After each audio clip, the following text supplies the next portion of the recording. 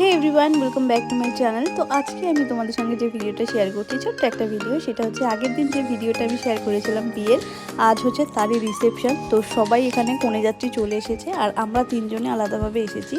তো আমরা যেখানে থাকি সেখান থেকে একদমই কাছে, সেই জন্য আমরা আলাদাভাবেই এসেছি।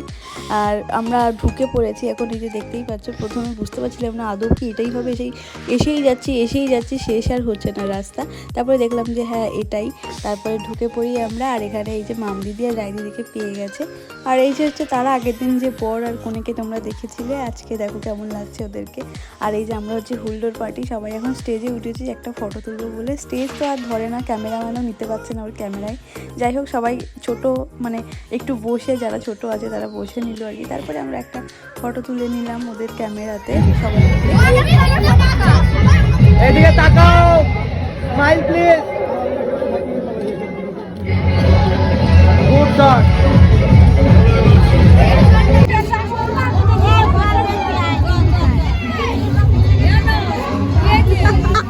সবাই একসাথে থাকলে কিন্তু বেশ আনন্দই হয়, তাই না?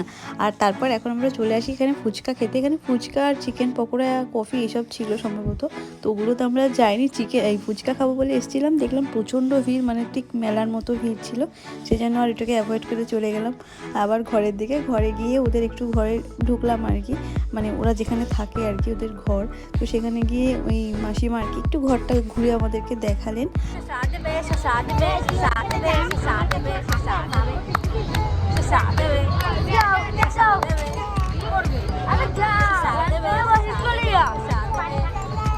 আসলে ঘটনাটা কি হয়েছিল, আমরা খেতে বসেছি।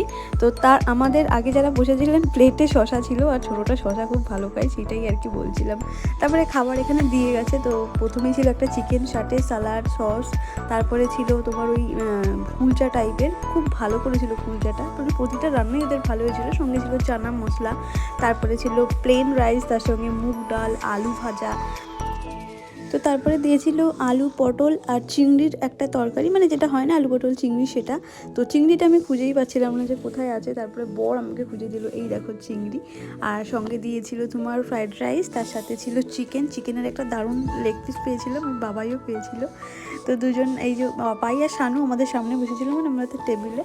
তারপরে চাটনি, পাঁপড়, মিষ্টি যা যা থাকে আর কি। দই ছিল, মিষ্টি দু রকমের ছিল। এই মিষ্টিটা বেশ ভালো ছিল খেতে, একটা রসগোল্লাও ছিল।